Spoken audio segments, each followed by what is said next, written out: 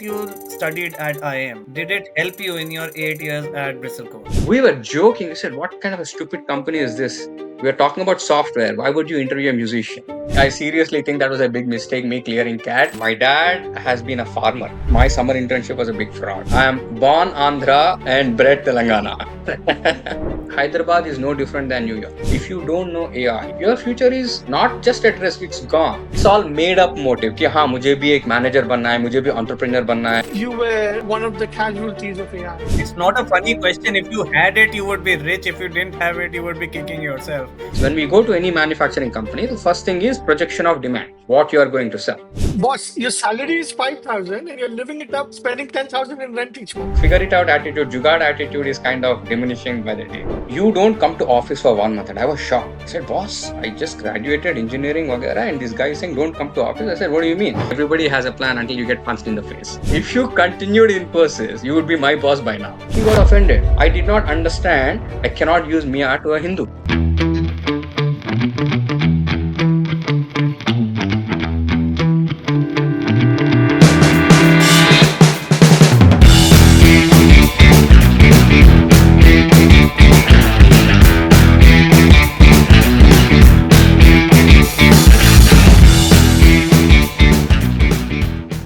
Welcome, everyone. It's my great pleasure to have my friend Pillutla on the show today. And we've had a couple of our batchmates, and everyone comes with their own personality. And Pillutla is the guy who was very interesting. I remember I stayed back on campus after the placements when most of the batch had left. And I used to see him. I remember 50% drunk sitting outside the dining hall on a ledge and just sitting there. I was like, he's here, Pillutla. So, very interesting character. I'm looking forward to have a very interesting conversation with him. Especially in my mind, I remember him as one of the casualties of AI. So, I really want to explore that dimension with Pillutla. And one of the most down to humble guys of our batch. Like, he will I remember him talking on the phone with me once and said, "कि boss क्या किया? खाली prioritize किया, शाम दाम दंड भेद किया. I have no reason why they paid me so much." So that's the kind of humility this guy has. So very humble guy, and looking forward to an interesting conversation today. So Pilitla, tell us about how was your upbringing like? Did you grow up in a family with money, without money? How was that? First of all, nice forum, guys. I really like, at least after 20, 25 years, right? Meeting up the crowd and all that sort of. So I'll go with the flow. Kedia, the first thing is growing up, we were like one of those a simple middle class family, like many of us, right? Just to dig deeper a little bit, my dad has been a farmer growing up. Now, obviously, like all families, it's a joint family, some 12 plus siblings, etc. And they're all farmers. And these farmlands were grants from the kings because we were Brahmins, and Brahmins supposed to be teachers, and teachers don't have much money. Grants will come through. That's how we had that land. Now, it so happens that encroachment is a common thing in Andhra. Lands are all subject to court cases, etc. So one of my dad's brothers said, you know what, we cannot afford lawyers. Now you be deputed, my father, you are deputed to become a lawyer, fight for our land. So that's how my dad became a lawyer. He migrated to Hyderabad. And this is what I see in my life. You know, my dad migrated from a village to a city. I migrated from a city to outside of the country, and things go on, right? So growing up, that was more or less it. All of my livelihood has been in Hyderabad until engineering 2022. Uske baad, left Hyderabad. That was the first job. Was very, very lucky, I should say, to have my first job in Delhi. And that I call baptism by fire. It was like literally moving from Andhra, hardcore Telugu speaking area into Delhi, where I can talk forever my experience in Telugu. That's literally baptism by fire. But Pilutla, when you moved to Delhi, you were already in Hyderabad, so you could catch Hindi, I bet. It's not like a language barrier would not have been there. Hmm. There is Subtlety, right? Hyderabadi Hindi tu janta hai. मैं जाता तो जाता हूँ नहीं तो नहीं आता हूँ. Bas, that kind of stuff, right? So there is an immediate, let's say, defensive mode that comes into play when you go to an alien land. Your Hindi is not the Swachh Hindi that they talk, the Lucknowi Hindi or the UP Hindi, etc. But beyond that, right? This was, by many ways, it's like a learning mix, right? I remember reading this book called The Power Shift or The Culture Shock by Alvin Toffler. There were three books that I remember reading in engineering. Culture shock, that's exactly what I felt. So it is not just language, it is food. More than anything, it's the demographics. Hyderabad, we were paying rent of like 500 rupees per month. This was, I'm talking about what, 1994, 1994, 95. 500 was my rent, like two-bedroom house. That's my dad was paying. I go to Delhi, and this is an interesting story, and this is maybe as an icebreaker. The first thing my boss, oh, loveliest boss ever, I think Pankaj Sachdev, right? I don't know where he is, awesome guy. He said, you don't come to office for 1 month. And I was shocked. I said, boss, I just graduated engineering, vagara, and this guy is saying, don't come to office. I said, what do you mean? He said, spend your time. I know you came from Andhra. It's kind of a different situation here. Go find an accommodation, then join the office. Now, first thing, forget about any of these things. This day and age, think about how progressive we were, meaning which officer, which company says 1 month, no need to come to the office. Go do, set yourself up, and then come to the office. Which So, company was it, Pilutla? oh, this was GEC Alstom. It's a heavy electrical company. I think these days it goes by Alstom through many mergers and acquisitions. But oh my God, this was like literally an honor to work for that company. This is a company that makes locomotives, heavy electrical engineering stuff, turbines, you name it. In fact, Europe is inundated with that. So anyway, 1 month, talking about culture shock, Miglani, right? I said, wow, 1 month, it's like paid vacation, right? You just go, and how long does it take to buy a house? We moved houses like, dime a dozen in Hyderabad. So I went. Nehru Place was the office. I said, I think this is truly a culture shock. I said, okay, fine. How do you start the house hunting? Hindu newspaper, real estate page. Go look, check, check, check, check, check. Something I found, 10,000 rupees. I said, wow, this is within my means. By the way, my salary, I'm freely sharing, was 5,000 per month. Okay, 5,000 rupees per month. I said, we got to leave it up. So 10,000 rupees I can pay, I can afford. I go to this house in GK, Greater Kailash. I Boss, go your there. salary is 5,000 and you're living it up, spending 10,000 in rent each month. So it was a shared accommodation. So we had few Okay. other people also. So I said we can definitely share. And I'll come to that bit in a while. Units of measurement, why they are important. Being an engineer, I'll talk about it. So I go to this house and I like the room. It is just one chamri, okay? One room, servant quarters, no kitchen, no nothing. One room, one bathroom. How much do you need? I said, fine, 10,000 rupees I can pay. And I thought it was per year. That's when it dawned upon me it's not per year, it is per month. So now imagine, where is 500 in Hyderabad? Where is 10,000? And I was completely devastated. I said, there's the same sentiment. मेरा salary 5,000 था. भाड़ा is 10,000. What do I do? So then reality hit hard. कि boss देखो, there is a world that is not Hyderabad. There is a world where your foods is not the same. Your values are not, people are not the same. People don't talk to you easily. So then, I don't know how many of you are familiar with Delhi. I finally was able to find a house in Munirika for 2,000 a month. And again, back in the day, Munirika is not necessarily a sought after place. So I got a house, and then 2,000 is the rent, 1,000 rupees is the mess. I don't even remember how much was the tax. Vagara. So basically, it was hand to mouth.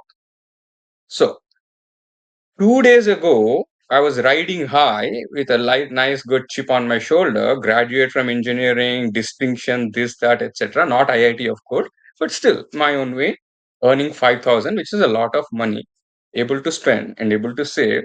And 2 days later, I practically had zero hope. There is nothing that is going into saving, all gone.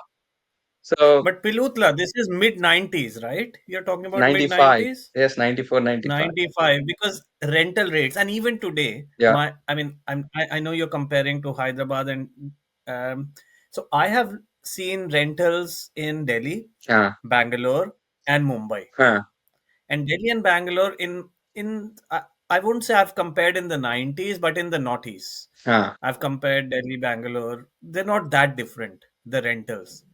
When you compare the rentals to Mumbai, huh. Mumbai is Oh, where the rentals, when I as a Delhiite went to Mumbai yeah. after IIM, Hmm. I was like, boss ये 2 bedroom flat का जो जितना मैं पैसा दे रहा हूँ Huh. उसमें मैं दिल्ली में एक 6 बेडरूम बंगलो ले सकता हूँ. Seriously, seriously. That I is the think, kind of thing.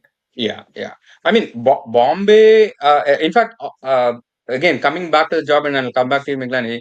The good thing that we had at GEC was this was the time when the concept of management trainees was taking off, meaning people are not getting hired the specific job in mind, an open position, but people were hired as a group of, like, we were a band of 24 trainees, right? One of the greatest thing that this company stipulated back in the day was we actually traveled north to south, covering all factories, all offices, etc. And that was the greatest learning I have had. So back to what you're saying, we actually seen practically all metropolitans, Delhi, Calcutta, Chennai, and Bombay. One of the reasons why I picked Delhi is because of this, meaning Bombay, everybody said the cost of living, forget about just rent. Living in Bombay is going to be extremely expensive. So you pick a choice. So in fact, अपना बस senior 5000 इन 5000 धारावी में नहीं मिलता तेरे को. कुछ नहीं, कुछ नहीं. And obviously, we were not smart enough to even these days. Obviously, before I jump on anything, I need like if I go on a travel, hotel hai, tickets hai, sub everything has to be planned. Back in the day, what did we plan? We just landed up. Getting a job was a great thing. In fact, I was out of job for like 3 months after my engineering anyway. So nobody even thought about, is my affordability versus what is it earnings. वो सब ध्यान में नहीं था. So landed up in Delhi. Okay, ठीक है, we'll figure it out करके. I think that is something that I find missing these days. The figure it out attitude, jugaad attitude is kind of diminishing by the day. But yeah, in fact, uh, Delhi, what I finally figured out is people don't obviously stay. And that's where, again, this is talking about culture shock. The framework of a city. There is a hub and there are spokes. So eventually I ended up staying at Patparganj. Apna, and this is another interesting thing, and most of them know, I guess, but apna batch mein Venu was there, apna senior, Venu Juala. He and I, we were Jodi. We were in the same company. He and I lived in Delhi together, and together we went to Patparganj and we started renting there on a shared basis. So that's where we kind of, struck a balance between means and affordability, expenses. So in Patparganj, was it? I'm just jumping ahead. Is that where the IIM करने का MBA करने का कीड़ा आया? Or was there a bigger plan in place? Half of the plan was go with the wind.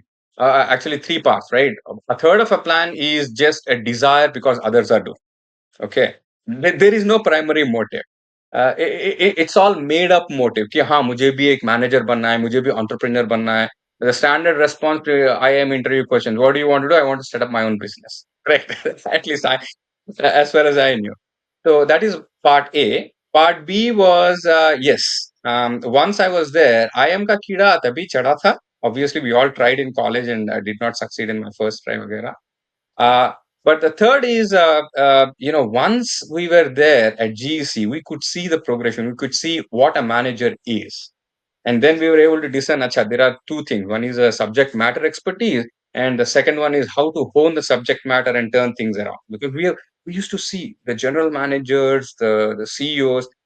Interestingly, GEC's CEO, Ramesh Daga, his daughter is Apna senior, Chandrika Daga, super senior, one of the DMLs and super senior.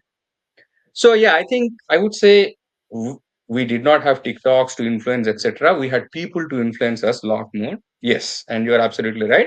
And Venu cracked IIM 1 year before me. So that's a third element. That kind of So were you studying together?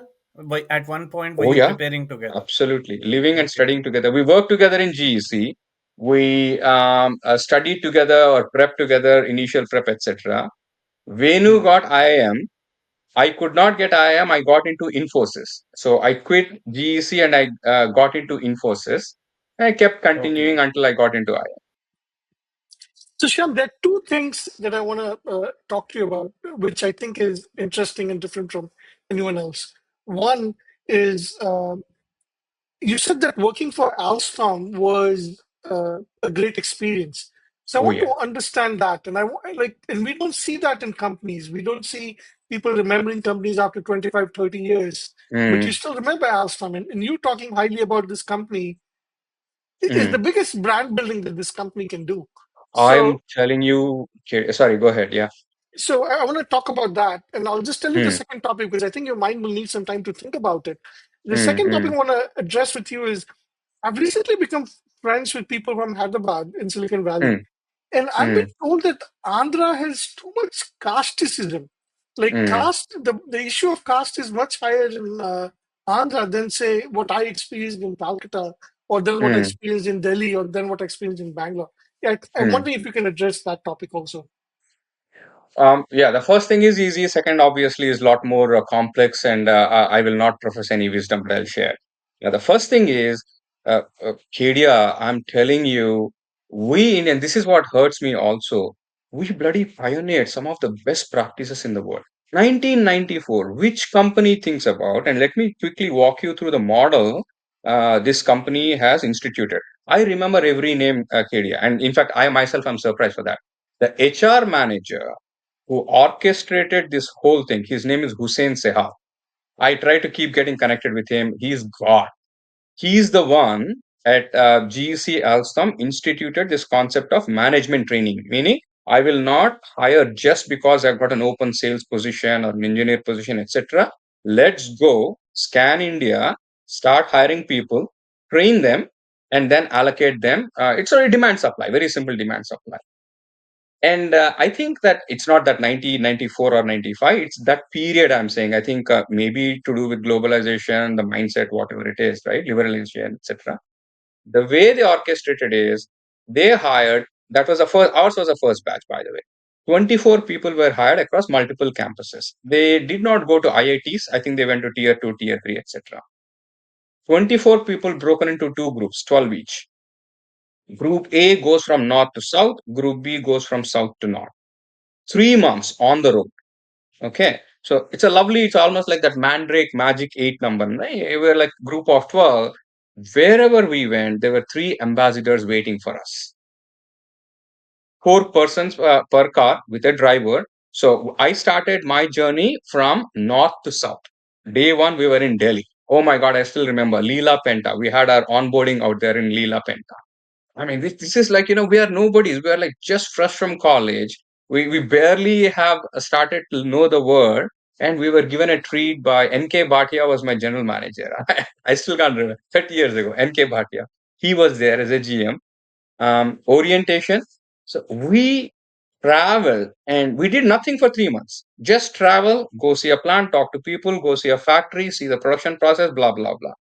Same thing, the other batch went south to north. Every month we used to have a gathering. These two groups we used to come and we used to have a HR uh, general manager. We used to give presentations of our learning. We used to write a journal, thick fat book. That's all they asked. No productive work. Write your experience in a journal. And Allahabad, we had this meeting with the general manager of HR. We presented everything to him. The reason why I spent this much time on this, even names, is basically it gave us an understanding of what is an organization. Man, think about it. I'm an engineer, I'm a subject matter expert. I know my electrical engineering shit and all that stuff. What do I know about management? This gives everybody a bird's eye view of what is a manager, what makes a company run. There is a factory, there is a production, there is sales, there is marketing, etc., etc. Second, and this is in hindsight, we say those days, email was a luxury. Fax is what we lived at. I finally got a position, and at the end of 3 months, we were given okay, these are the open positions, these are people applied, just like apna IIM electives, correct? So, priority one, priority two, priority three. I said, I want sales engineer position in Delhi. I got it in there, etc. My boss calls me and said, I want the production report from Chennai or Madras back in the day. Madras and Pondicherry, how many motors are we making? What is the trend?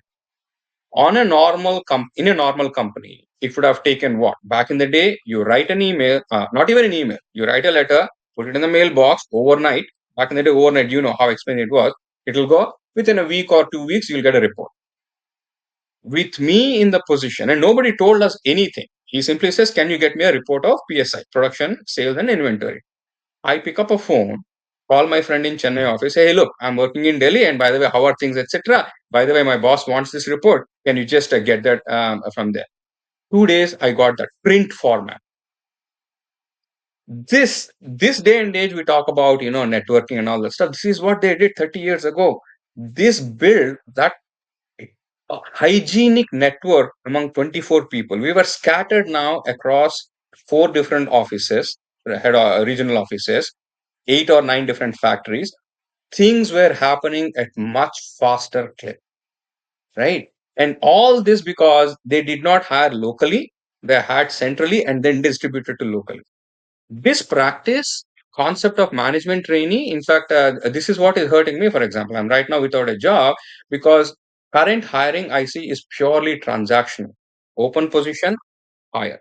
This, and in fact, this is my experience with GC Alstom and our friendship. We still know the bond of this 24. Things were happening. Second is Infosys. Very, very similar concept. Hire not for a job, hire for aptitude and attitude. Same thing. Infosys, I was, again, another chip on my shoulder because back in the day, Infosys, if you remember, they were hiring through a series of an entrance exam and an interview. Today, there are a couple of companies who are starting. One is Palantir. I actually know Palantir. They don't hire through interviews anymore. They call people. It's a day-long boot camp. You bloody code in front of the folks. That's it. Your code is your persona. There is no resume, etc. This is what Infosys started in 30 years ago. You go through an exam and they cut across every skill. When I joined Infosys in 1998, 2 years before IIM Bangalore, right? They were musicians, they were doctors, they were biomechanical engineers. They were Bachelor of Commerce people coming in and competing with us. And we were joking. We said, what kind of a stupid company is this? We are talking about software. Why would you interview a musician? Hindsight, it becomes very commonsensical, right? Talent is one, it's just how you shape it. So, coming back to this, why I speak highly of these two companies, because what they did is a very, very sticky skill that kind of spread. And it built a little bit of also when I joined, I'm not lost in an ocean. There is a little ecosystem we got created, and we were these 24, we were our ecosystem. I had a shoulder to fall on, etc. And that's wonderful. And do you think that the world has moved to more transactional hiring? And then we can all acknowledge that it has happened. So is that because the world has just become more fast-paced, more competitive? Like Alstom told you, take a month off, find a place to live. Maybe it had that kind of profit margin because the luxury. Like, has those luxuries been eroded away because of competition? So now you show up and you have to perform and you have to hit the ground running. Correct, correct, correct. Again, I'm no wise guy out here, but to me, KDI, it's like a spiral, right? See, back in the day, days were calm, things moved at all. There was certain growth rate, etc. Correct. So you could say, yes, the needs and the means, they were probably in sync in the sense, yes, the company was able to give me a good unpaid vacation. I'm sorry, paid vacation for a month, but the targets of the company were not high either. Today, the targets are high, inflated or whatever, ambitious or whatever it is. And it is there everywhere in our life. No? When we put a kid into school and I want him to get A grade tomorrow, right? There is an urgency and there is a rush to do everything and anything. And the same thing with corporate. I mean, it is manifested in our, let's say, earnings, right? Every 3 months, you have to give earnings. And look at the government, same thing. Every 4 years, the government changes, at least in the US. And again, this is what we all agree on, at least of the 4 years. Think about how productive a government can be.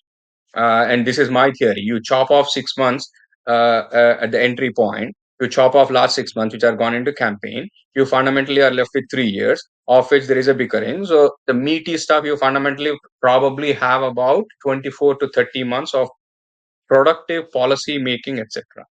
There is a rush to get things done.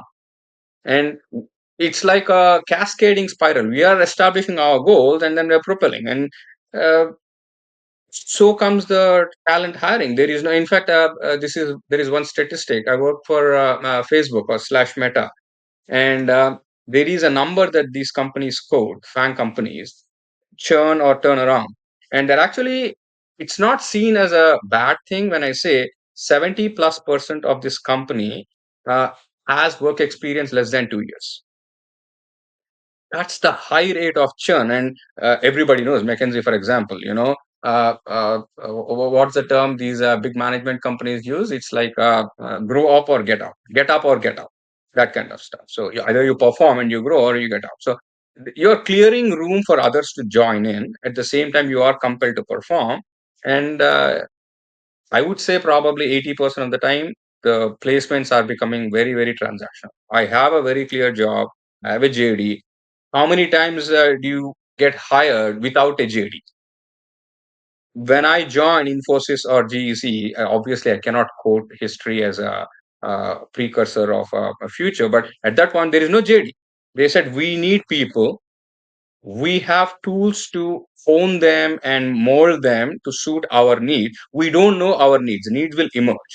But today, I don't see much of a recruitment happening without the need being identified.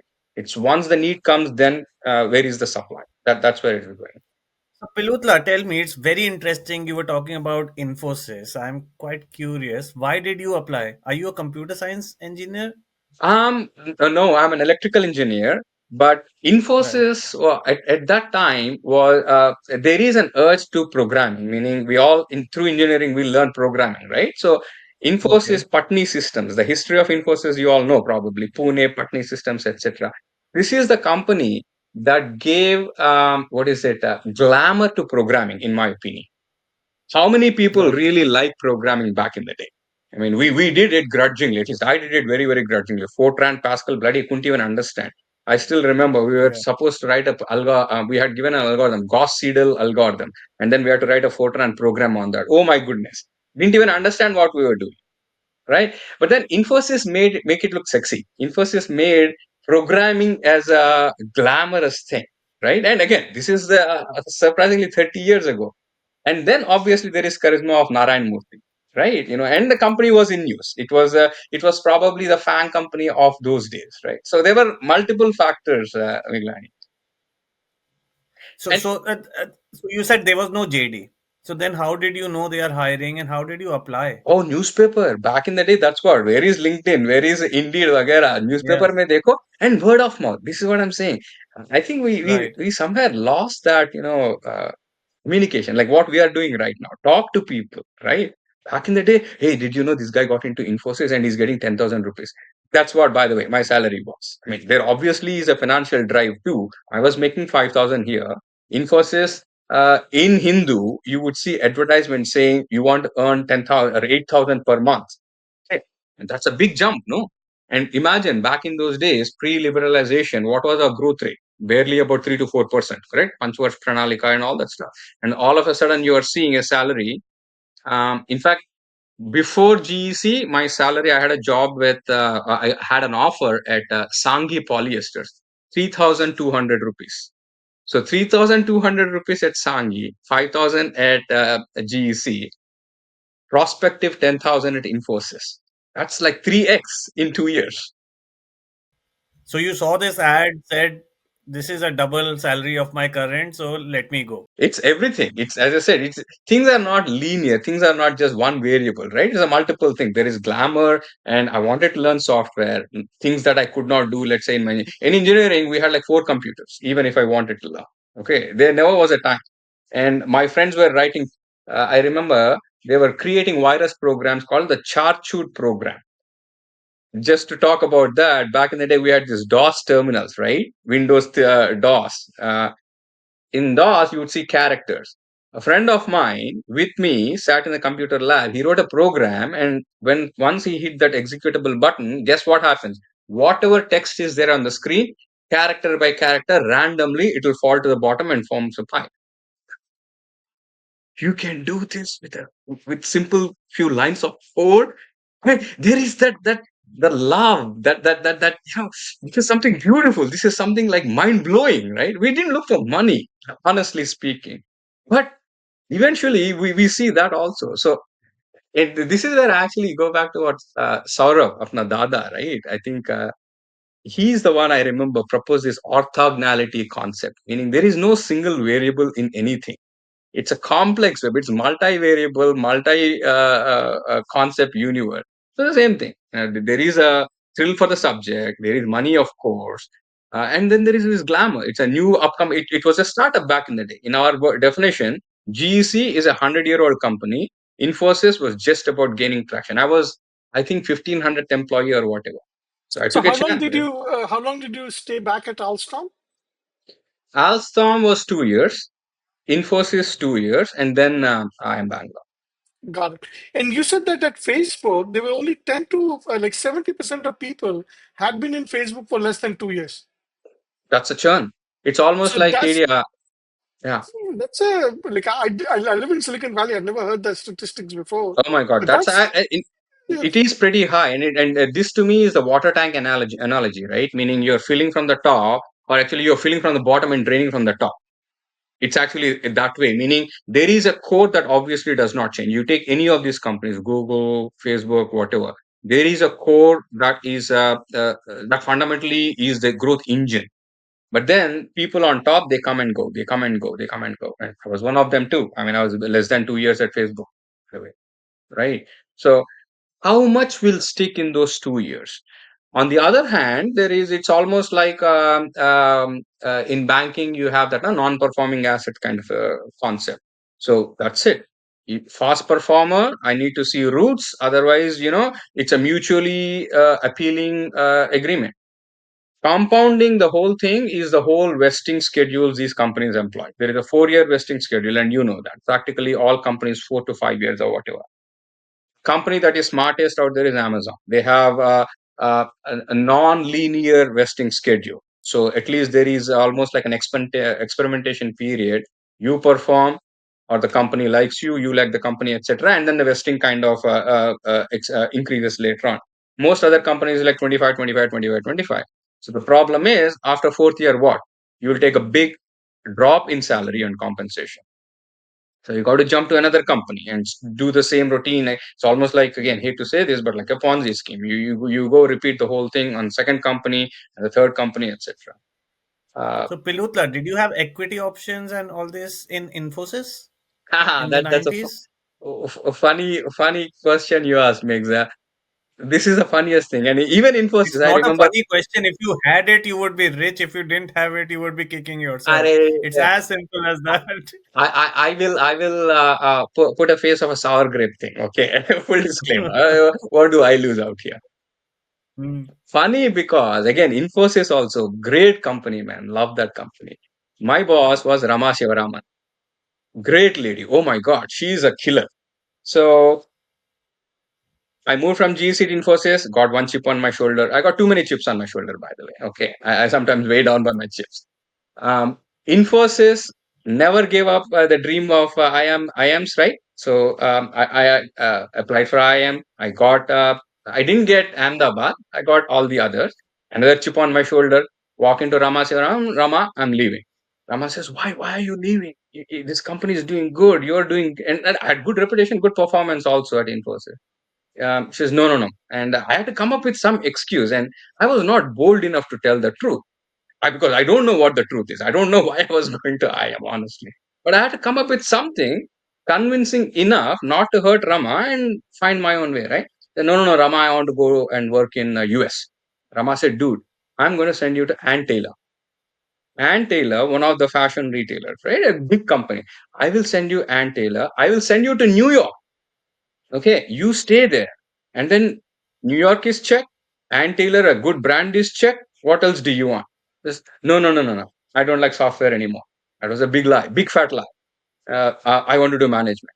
She tried to keep me. She promised me 3,000 units of share at that point. And we used to call SBU. So I was in one SBU, 3,000. I said no. I'll. How much was the share then, Pilutla? How much? I can't. 3,000? I can't remember. If we have अभी time, कितना है? अभी 3,000 का worth कितना है? बस इतना बता I दो. think my cost basis is close to 10 rupees or something like that. Okay. Okay. Because So 3,000 shares at 10 rupees, and that same share, 3,000, is uh, worth what?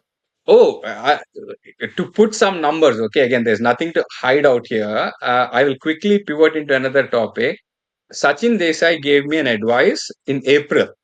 Yeah, you remember, no? Campus में. So I had some loan is cleared. 2 lakh का loan लिया था. Loan तो pay out हो गया. मैं मेरा भाई pay कर दिया. Nice brother that I have. And I'm left with like 10,000 or 15,000 rupees. So again, another chip on my shoulder, right? Bangalore हो गया. US में नौकरी भी लग गया वगैरह. So I asked Sachin, hey, what should I do? And he said, what do I know? Do something. And I want to invest. I want to, grow well. And he also has a Infosys pedigree. He's from Infosys. He said, why don't you just go by Infosys stock? मैं बता रहा हूँ. That is, I must have spent like 10,000 or whatever. That investment is close to a crore today because I forgot about it. I don't even know where it is. And recently I just discovered it is lying in my bank account. So back to your point, Miglani, they offered me. I said no. 2013 or so, when I wanted to stop consulting or change jobs, वगैरह, I was interviewing with Infosys. Partner was across the table, John Grizzy, lovely gentleman.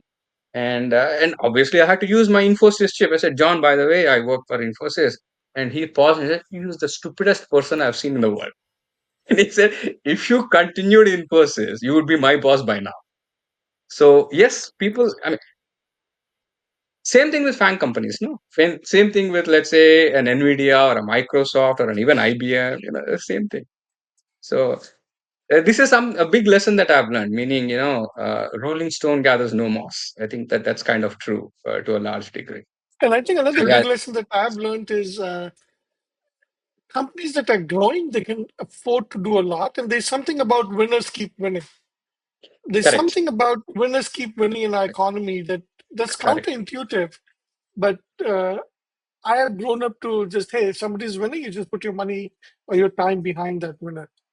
Yeah. And I think I like something that you covered. No, they had the bandwidth to dedicate certain resources outside of the transactional needs. I think that to me is the bigger thing. Meaning, why can Infosys do this? Because it's almost like existential problem for them. Um, Infosys, the reason why. By the way, when we joined Infosys, a similar story transpired. Meaning, first 3 months there is no job. First 3 months is education. In the 4 months, I think hardcore education. We practically spent as much time, let's say, as we did at IIM Bangalore, close to 12 to 16 hours a day of instruction. So again, we are all joined. All these people from a variety of background. We all joined Kionics, Kerala Electronic City. That's where the education is. First campus, 8 to 5 is study. Then there is project work. Then you go to bed, and there is a bus that carts me us back and forth to our rooms, वगैरह.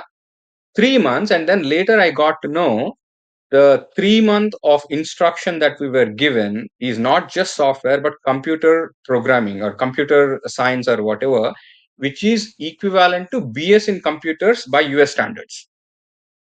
The labor department in US has to approve that curriculum, etc., so that once these people are trained, coached, etc., these can work on US projects. So it's not the bragging right saying Infosys training program is state of the art. There is a material reason why Infosys training program was like that.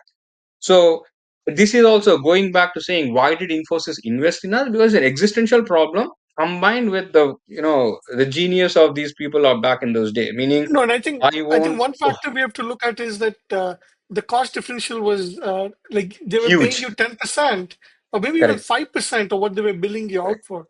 So they could Correct. afford to do that. Like they could Correct. afford to send magicians into computer scientists, Yeah. BS in computer science, because they were paying them 10,000 and they were probably billing them out for 5 lakhs at that time. And Like that that was the that huge difference. That to me is the visionary thing, meaning this Nandan Nilekani or whoever these Infosys stalwarts are, right? Meaning they took that gamble, meaning that there was no business that is assured. And this was fortunately during those Y2K days, etc. So there's a lot of Y2K projects, but the point is that gave them a foothold into US, let's say IT sector, so to say.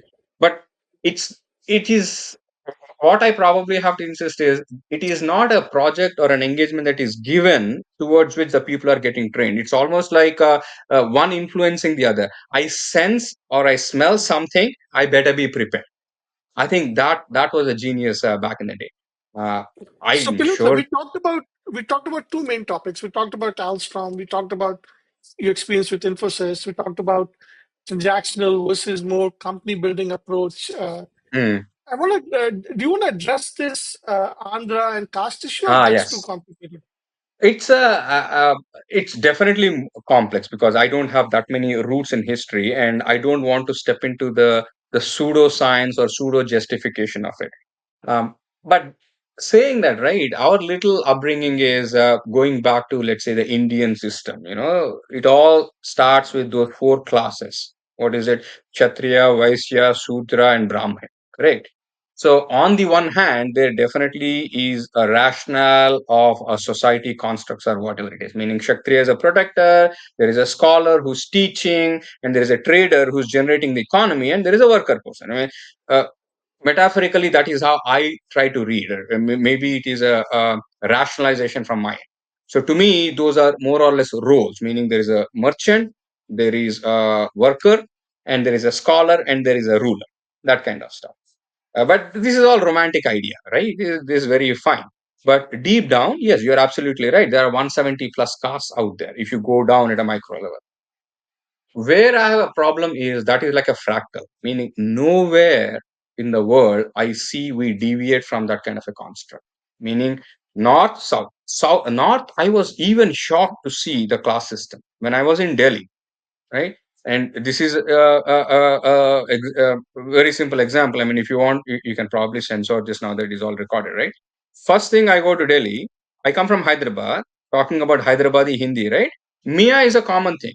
Your meme, Sure. kya Mia, chai de Mia, right? Mia is like, give me something. So there used to be an office boy. His job is when I write letters, steno types it. I need to send this letter to 10 different companies. I give to the office boy gets, and Xerox copies, brings it back. So this guy, his name is Ram Prasad Yajobi. He delivered my packet quite late, 1 day or 2 days late. And I got a little upset. I said, क्या मियाँ इतना late क्यों करता हूँ मियाँ? He got offended. I did not understand. I cannot use Mia to a Hindu. He's Ram Yes. Prasad. I cannot call him Mia. He looked straight in my face and said, "Mera I'm not like that." I mean, he literally was so red in his face. That to me, Yes. again, coming from Hyderabad, it's non existent. But we have our own caste system. So, my point here is I don't know what I don't know. All I know is I can sense the divisions are there across the board. And it's not necessarily a bad thing in my opinion. I mean, it's like New York, right? The city I live in. I feel at home because it is so diverse. It is so diverse. It's like everything is true and nothing is true. That kind of a thing. Both of them can exist in balance. So I definitely Andhra is there. There is no denying, and in fact, I see that in my own house right now. My mom, who is alone, right? We employ a helper, and mom says, "No, no, no. I want from this. I want from that." I said, "Okay, fine. You do what you want." So I cannot Pilutla, comment on that the. reminds me, quick question. Are you from Andhra or Telangana now with the bay new साला तुम मेरे को government? मरवाएगा. So bata nahi, you were in Hyderabad, so now that's in Telangana. Now, but where were your agricultural or farms or stuff like that? देखो 20 साल का consulting experience. I'll give you a consulting answer. I am born Andhra and bred Telangana. So my Got it. father, talking about the farmland vagera, he's from Andhra. He's proper Andhra, banks of Krishna, etc. But when he moved to Hyderabad, obviously the allegiance changed and we now became Telangana. And is there a difference apart from the geographic boundaries? I believe the language, these are Oh, two states with the same language, right? absolutely, absolutely. Language, I mean, there's hardly any state with the same language in India. Like even Punjab and Haryana have different correct, languages, correct. but Telangana and Andhra have same language. Not Only two quite. states in India with Well, the same language. see, language is the same, no doubt, but dialects, right? I mean, this is a common thing. This is something that is unique, and I am so proud about India. We have how many dialects? Close to what? 200 plus dialects, right? Yeah.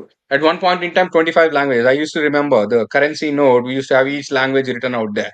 14 to 20, whatever that number you want to pick, those many languages, dialect.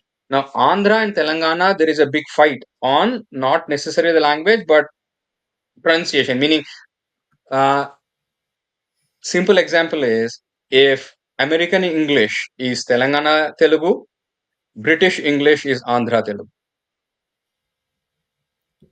थोड़ा ज्यादा हो गया British English Andhra तक नहीं पहुंचा था No, no, no, no.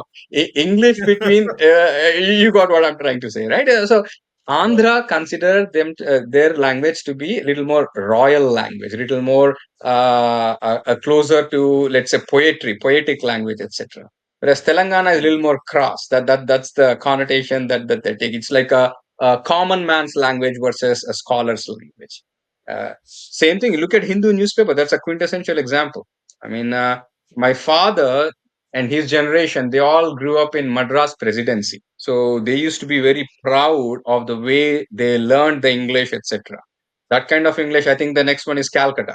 It's like the British English, right? And there is a code that needs to be followed. I can speak any language also, or any English, but that does not follow a code. It's still English but doesn't follow a code. But तू मेरे को मरवाएगा, I know. It gets across. but I think I got one hint there. So you have been reading the Hindu, and a lot of people have told us that English, if you want to prepare for CAT, Yes, then you have to read things like the Hindu, which have more proper English, and yes. or some magazines like Economist. Is Yeah, that why you were able to clear CAT? I doubt. I seriously think that was a big mistake, me clearing CAT. But I don't even know. I can't even read the full editorial, man. Are you kidding me? Hindu editorial.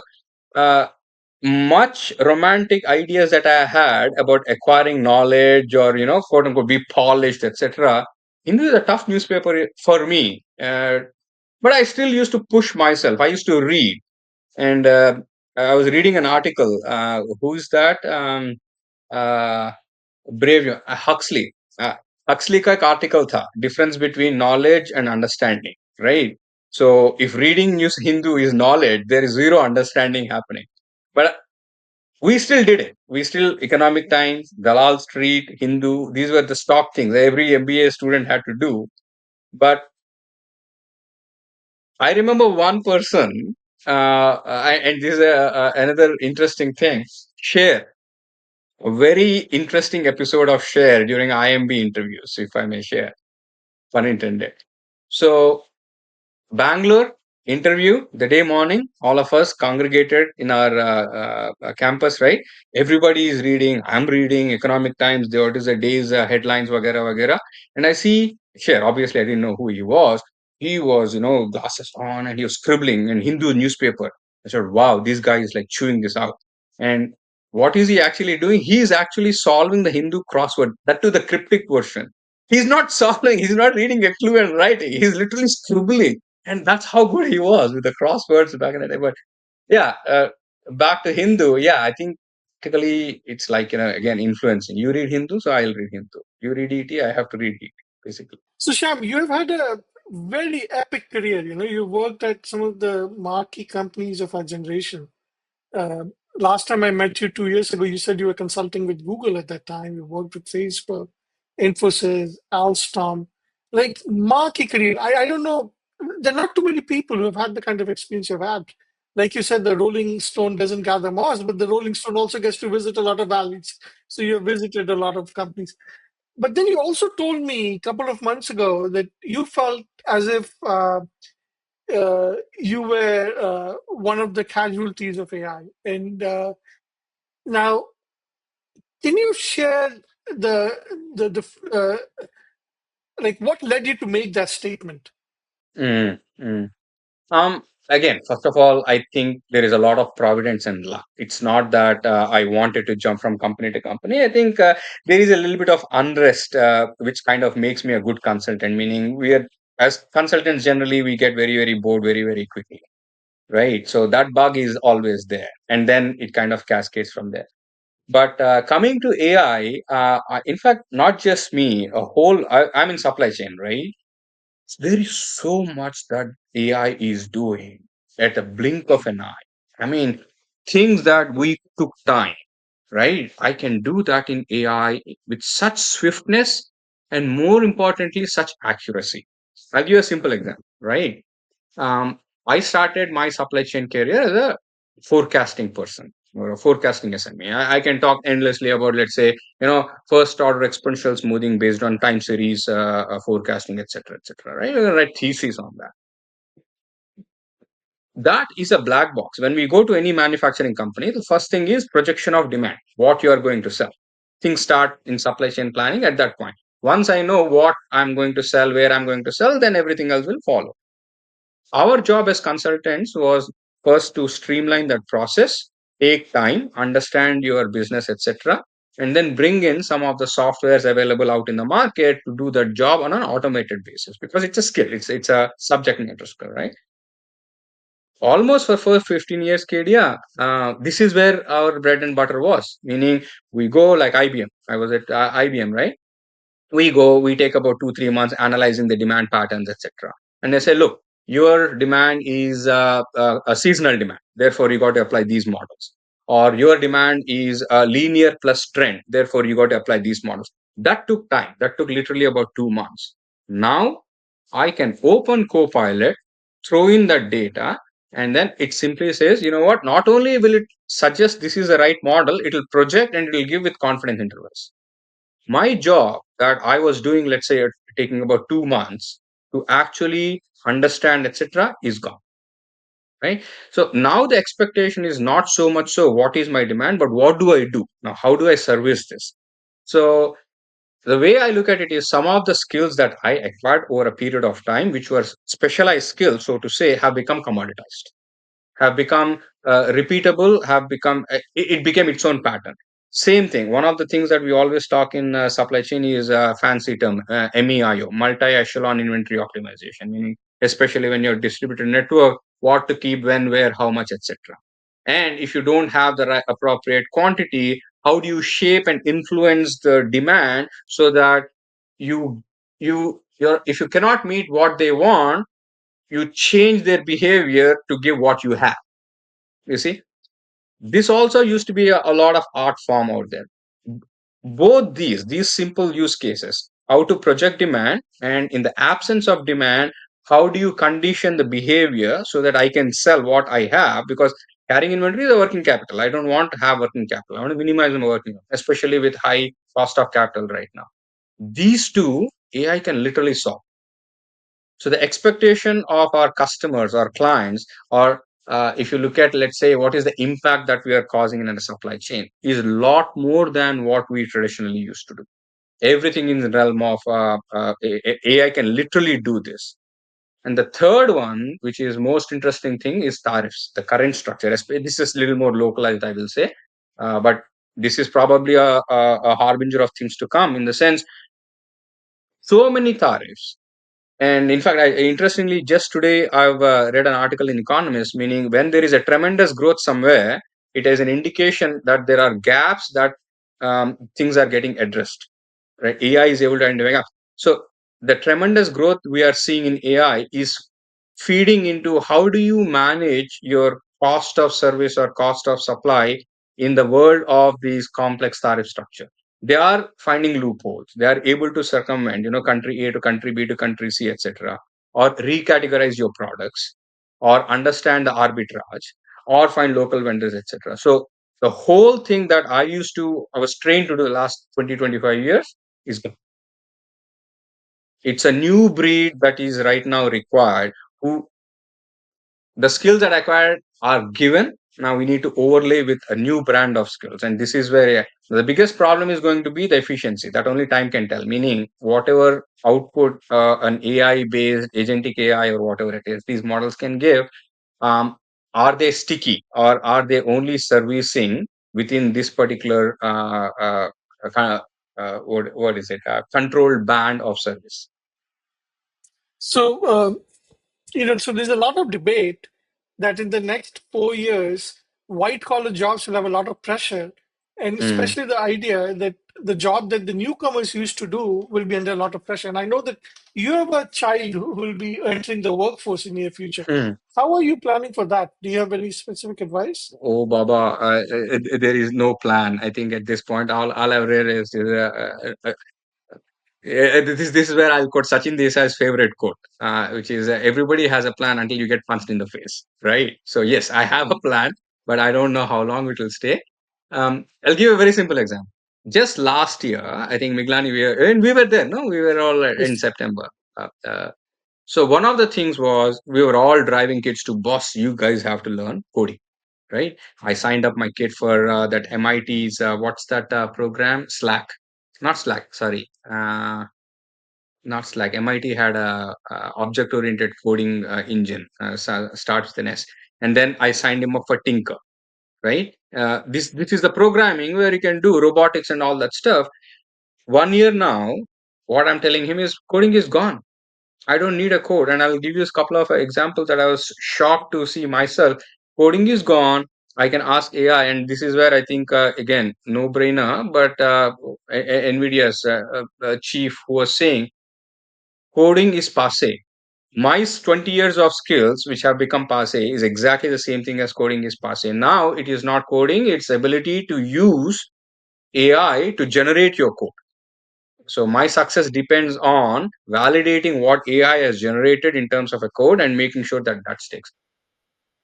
But Pilutla, that is where I would add something is yes, while it seems that coding is gone, people who have never coded, I think they will still, most of them, find it near impossible or at least very difficult to be able to code because they don't know what the capabilities are and how to ask the question. Because, like, I don't know whose quote this is, but to get the right answer, you have to first ask the right question. And while we've got fancy words about on AI how to ask the right questions, and there are loads of tutorials on that, the the first step to asking the right question is to know broadly what the answer is going to be or which direction that answer is going to come from. Absolutely. What I mean by coding is passe is it's not that it is outdated. It is a given. It's a necessity. It's like the sufficiency comes through harnessing that. Rather, it's almost like in mathematics, no limits versus differential equation. The first principles have to be mastered. In other words, everybody has to know coding. Nobody is. It's like if I join Infosys today, they will not probably teach me coding. They expect that I know coding. They'll probably teach me AI and prompt engineering and agentic AI, etc. Okay. So my point here is Yes. the baseline. The calls are made. Okay. You've got to know the. It's like learning multiplication tables. You've got to know by heart.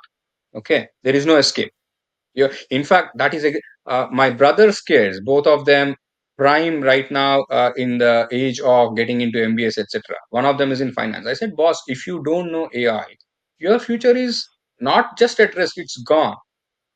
Simple thing, no. We all go through these are financial advisors, vagera. Correct. They nicely look at, this is what I'm doing. 10 years from now, my retirement, I need to plan. So I have my assets, I have my needs, etc. 2 years ago when I was sitting with my advisor, right, he used to run some scenarios. Monte Carlo simulation, number one. Okay, so this is where AI is coming into play. Monte Carlo simulation, bloody, I used to do in Excel. 100 scenarios I used to run. And I say scenario one, my consumption post retirement, I want to do 2 trips a year, not 1 trip a year. Scenario two, my income falls. Scenario three, I will take my social security little later, etc. Blah, blah, blah. I used to build 100 scenarios, run every scenario, do projections for 30 years. What is the probability? Of the 100 cases, how many cases I will have enough cash on hand, so to say. That, my friend, is happening in AI in less than 10 minutes. The job of my financial advisor is gone. Why should I even go to financial advisor? And not only that, this new AI with a simple Copilot and Excel, I can run 10,000 scenarios, not just 100. Right. So I'm telling my nephew, I said, boss, you got to know AI. And he says, you know what? AI, I'm a BCom guy. I don't know language. I don't need to. I'm a CPA. I will do tax audit. Tax, my goodness, I don't even need a tax advisor right now. I can do my taxes with a little bit what I know in the subject and a little bit of Copilot. Simple stuff. So, back to you, you're right, Mix, in the sense I'm taking it as a given. It's not that I'm sidelining it. It is a given. You need to have it, but you got to augment it with whatever is happening these days. Today it is agentic AI. Tomorrow, what's going to happen? I don't know. I have no clue. I So think how this do is where we you go back to adaptability. so Pilutla, you're not ready to retire yet. You're a casualty of AI. What you learned in 25 years is now part of this AI. So Yeah. what's your plan? How are you going to upskill or Uh-huh. change your skill? What are you doing to become valuable for the economy again? So again, the standard protocol, right? I would not say all of what I've learned is kind of a casualty. I would probably say about 40% is a casualty, meaning things, for example, pattern recognition or understanding an organization before we go there, and other administrative jobs like building an RFP, curating a set of sets. All those are common things. So I wouldn't worry too much about it. So how will what's my plan? Again, honestly, I don't have a very strong plan, so to say. Probably because again, I'm kind of during the sunset phase, right? We've done that. Do I have an appetite? I have other interests to pursue, so to say. But at the same time, my simple, not even plan, action steps out checklist is, first of all, I need to bloody get to know what this AI is. Despite what all I think I know, there is so much I bloody just don't, right? And to which point, this is something that I'm actually, again, another chip on my shoulder is learning, continuous learning. I found this edX.org. I just go there. I uh, I audit courses. I read something. Uh, Python, again, coming back to software, right? How the world comes into a circle. Infosys, so much love I had for programming. 25 years that was at bay. Now I've started learning Python. I'm a reasonable coder in Python right now. No utility, there is no outcome of it, but at least now I can understand when somebody says you don't need to know coding. um, AI can give uh, simple example. The other day, again, one of the standard investment mechanisms every day, if I want to buy a company, I start looking at what's the revenue, what's the market cap, what's the PE, peg ratio, etc., etc. Traditionally, I used to go, I like to buy, let's say, Palo Alto Networks. I go to website, scrounge for the details of Palo Alto Network and say, is everything looking fine, etc. Now, I bloody just open Copilot and say, Copilot, build me a table.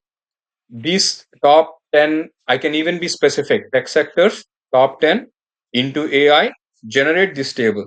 2 seconds it will generate. And here is Miglani, a great example as to why coding is passe, but AI is coming in. And I look at I didn't generate any code, right? I just made a query to AI and AI gave me this list. I cross check it and I find it erroneous. So what do? I don't go to another AI. I say, AI, your data sucks. It's incorrect. You write a program that can get me this data. AI writes me a program. I in Python. I apply that program, I get picture perfect, accurate information. That's what I'm saying. It is generating a program. I know the basics of the programming, but I don't need to know the programming. AI is generating. Lovely use case. Same thing with demand. Like, I was talking about forecasting, right? Step one, before I generate any forecast, I need to clean the data. So we used to apply, control intervals, cleansing of data, etc. I don't need to do. I will say AI clean the data. It does its job, and I'm not happy, and it's very very suspicious. I said you don't clean the data. You write a program that cleans the data. So basically, I'm asking you to give me a black box and also give me a white box, right? So that's my plan, more or less, KD. In the sense, awareness is the first step. Mastery, I don't think I'm too old to get any mastery on any of these things. Awareness, the bare minimum is what is happening. And I think we're all probably managers at this point in time, right? if somebody in my team is saying something, I need to be able to at least understand what this person is saying. So I think that is the only thing that is left over in my remainder of Oh, so, this career. so Pilutla, I know you also dabble in stocks, but doesn't AI give you superpowers now? You could literally run a hedge fund because the It AI does, is your boss. analyst.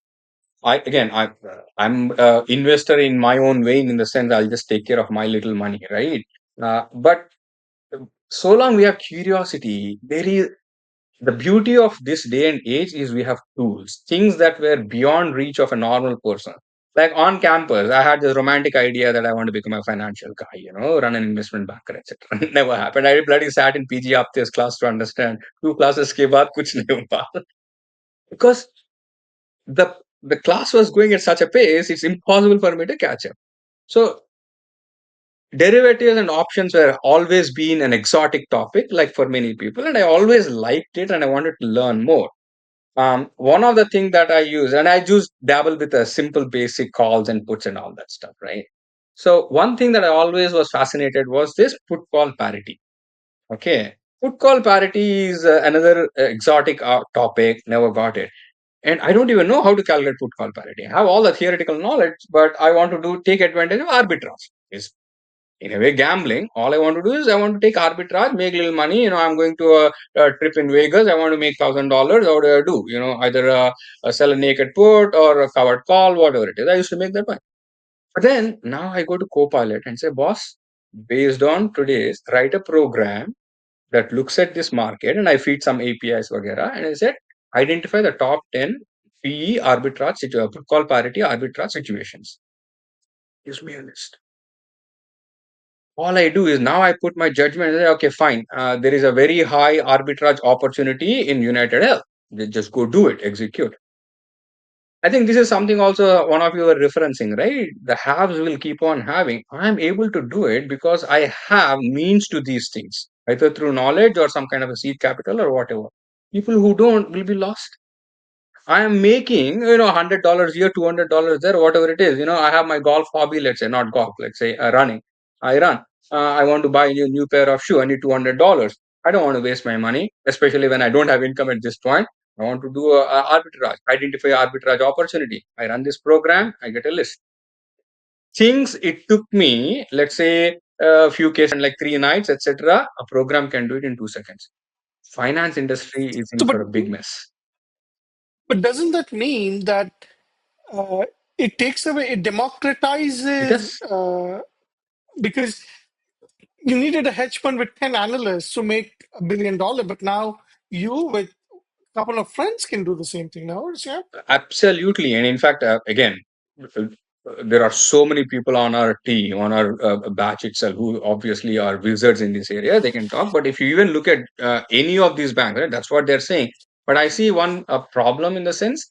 Um, there is a professional way of doing things and there are amateur way of doing things, right? With all my knowledge, etc., it is servicing my needs, but by no means is this professional way. It is not at scale. It is not, say, validated.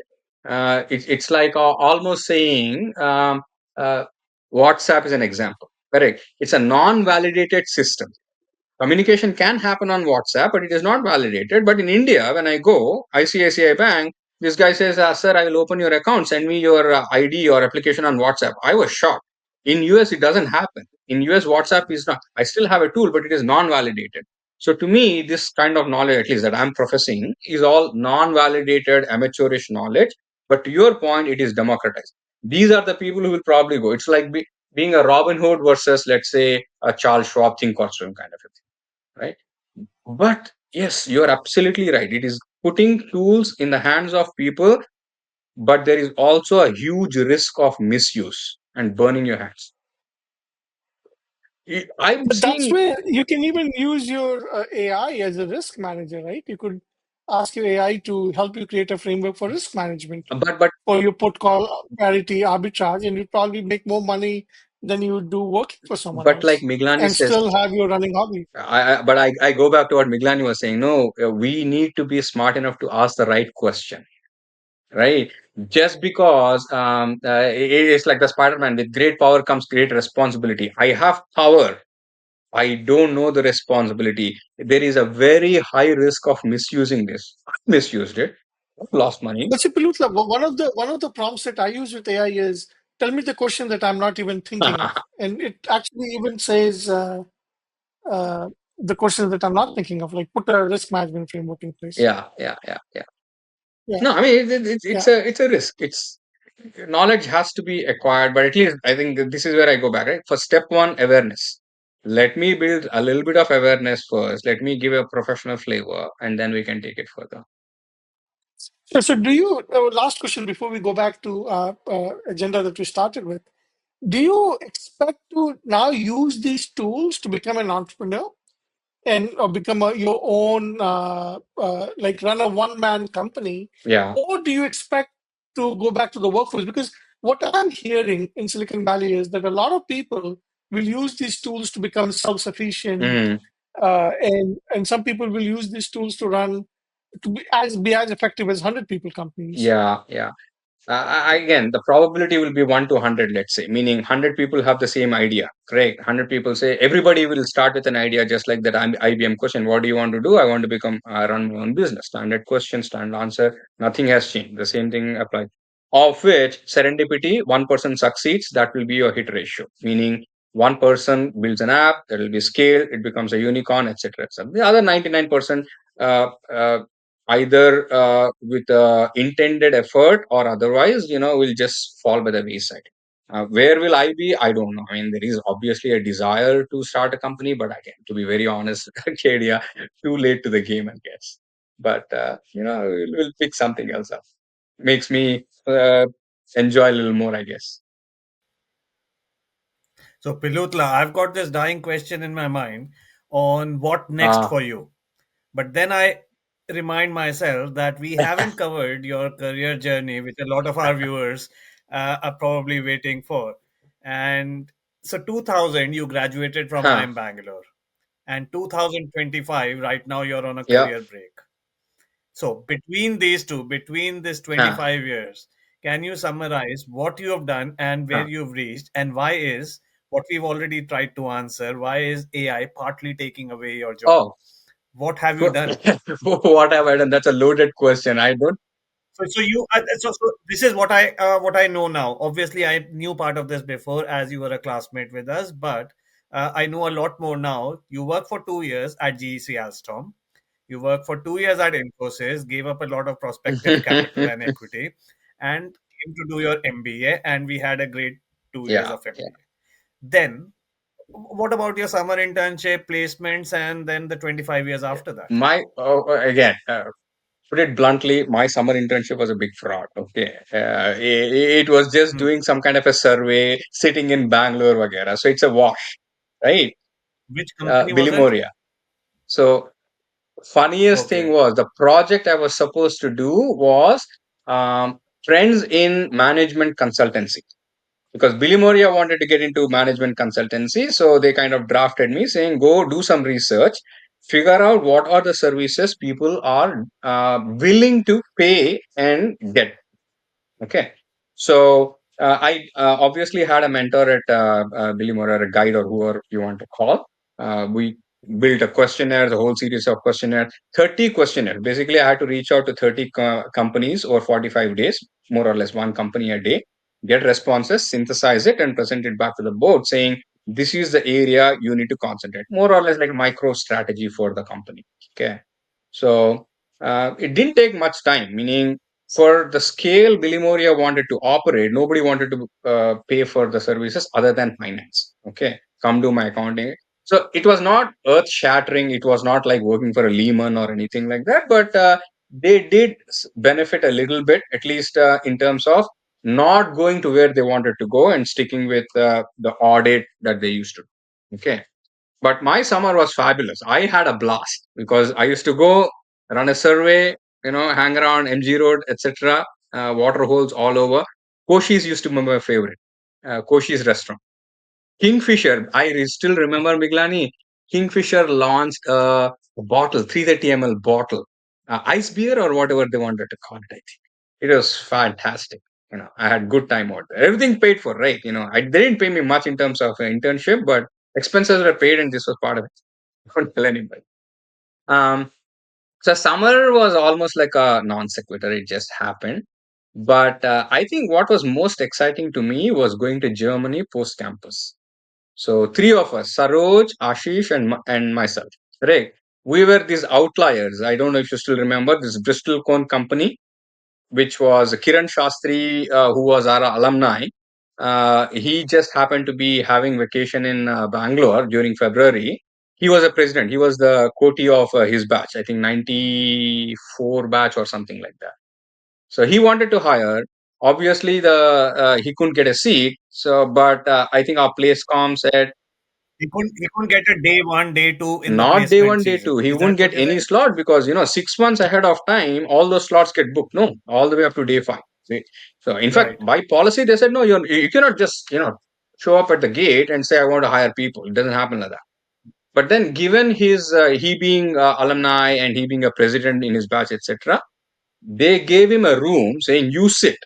Okay, we have nothing to do. If people want to join you, it is at their chance and their risk. We have nothing to do because we just extend your courtesy that you can be on campus. So, and in fact, the story is this Kiran Shastri, he picked up a phone. He called the first person on the list, which happened to be Ashish Ranjan because his first name is AASHISH. So that's right on top. Talk about randomness in the universe, right? So he picked up the phone and said, Ashish, I want to hire some people because that's when BristleCon was starting in Bay Area. They were just hiring. And he said, okay, I will pull up some people. So he called and a few others. We landed up and we got an offer. But what was most interesting is our starting location was Germany, Waldorf. There is a little town called Waldorf. Today it is world famous, but back in the day, that's where SAP as a company, as a big company. Right now, it's SAP is number one in Germany, thanks to whatever is happening. So we were all part of SAP started what's called a Center of Excellence in Supply Chain. So they were trying to hire people from all over the world. Bristolcon is a partner with SAP, and then we four or three got a seat out there to just go again help SAP learn SAP. SAP is a technology, it's an advanced planning technology. So that was the greatest thing. On and off 2 years, I was in Germany. Oh my God, such a blast we have had. At least most memorable time. It was not easy time, but it was most memorable to me. I think of the group, I was the only guy who used to speak some broken German, so that kind of made me closer to the local crowd as well. So I was able to. I was a official communicator, renting a house, going to a bar, etc., etc. So more or less, that's how it started. 2 साल मैं Germany में था between Germany and India. Then I came to US 2002 to 8, Houston, Texas. And this is a funny Wow. thing. Okay. And this was still with Bristlecone, or did you change your Bristlecone, still jobs with at Bristlecone. that time? Nice company, good opportunity, Okay. etc. Doing same supply Hmm. chain. And you were not doing surveys. You were not doing Fortunately, no. surveys in that company. Fortunately, no. That was at least I was able to put what I have learned in SAP and college to some use. I was doing some network optimization, fancy term, and all that stuff. So Artsal, I was with Bristlecone till 2008, and this Hmm. is another story I tell everybody. Pilutla, tell me one thing. Did anything that you studied at Ah, IIM, did it help you in your 8 years at definitely Bristlecone? was definitely definitely. Which one? What comes to your mind? Two or three top things that helped you in your first job. The most important thing is straight off the bat the value stream mapping from supply chain. Again, it's not like word to word that I'm able to use, but the perspective of how to decouple a company. The one beautiful thing I always remember is Janat Shah, right? What did he say? Supply chain. Supply chain is all about three things: tracking, flow of information, flow of cash, flow of material. You get these three things in hand, you understand the supply chain. These principles, when I speak in front of client, the client will pause and say, yes, that makes sense. So I can definitely relate and say that's how I was able to at least get attention of folks, and that's how the consulting world kind of span. From subject matter, definitely statistics, the basic statistic, like uh, I'm as I was mentioning, right? I used to be an expert in demand planning, forecasting, etc. The first thing is outlier correction. Establish control levels on top of data and see how the data behaves. This is straight from statistics. I'll definitely say that. And then looking at other supply chain terms in terms of postponement strategies, loosely we were able to apply. So I will definitely give credit. But Miglani, one thing I have to say is all this is just still primary. The secondary and tertiary levels of learning, there is no stopping. Meaning, what I am because definitely of what we have learned or uh, gained in Bangalore for sure, including the opportunities, including the fact that I am here today is thanks to that. Right, right. So 8 years in Bristlecone, what made you move after that? उसके बाद life just happens. Money. This is where the real world hits in, right? Number one, the reason why I was So this is you are in Houston. I'm huh, trying to picturize. You are in huh, Houston, Texas, huh. Houston, Texas. Eight and years. Immigration shackles are off my hands. Meaning, I'm bound to this company because the company sponsors your H1. Correct. It took me close to 15 years to get my green card. So this is the, let's say, a session in immigration. So to say, when we come to US from India or any other country, you need a work visa, and the work visa needs a sponsorship. If employer decides not to sponsor, we lose that, and it's a sunk cost. I cannot risk changing jobs because a prospective employer will not sponsor that work visa. So grudgingly, most of us, this is what we do. We stay with our first employer until you pass a milestone, at which point you can continue to work without sponsorship at your own cost. At that point, 2008, that is where I had an opportunity from IBM. Meaning, IBM said, boss, I'm not sponsoring your visa. You are coming at your own risk. But I no longer need because I crossed a milestone at that point in time. so what happens? So you can sponsor your own visa after 8 years. To go or double click, there are three milestones. Step one is called labor. Okay. Labor is what they say is, I don't have local talent, ergo, I have to hire from somewhere else. That labor, after about, so when we come through labor, it is called a non immigrant visa, meaning I'm coming to US purely to work. I'm not coming with an intent to immigrate. That's why we call it a non immigrant visa category. But So this is the typical visa that all these IT correct, companies use. Is correct, that correct. correct? And this is That they are bringing people, but they're telling the US government that these people are not going to stay here. They are only here exactly, to do the job. exactly. In fact, these are the terms that will probably shock the rest of the world. This visa type is called a non-immigrant visa, and the status that I'm associated with is called non-resident alien (NRA). This is literally a legal term. Yeah, Okay, I was an NRA, non-resident alien, until such time. But this yeah. is what happens. Once we start in this queue, the company we express an intent to migrate. So now I want to convert my non-immigrant visa to immigrant visa. Immigrant visa, the fancy word is green Okay, card. Okay. So right. to apply for green card, you have to meet certain criteria, whatever. So I applied for my green card in 2004. In other words, I expressed my intent to migrate in 2004. Okay. Once I stand in that queue, they go through what is called clearing the labor.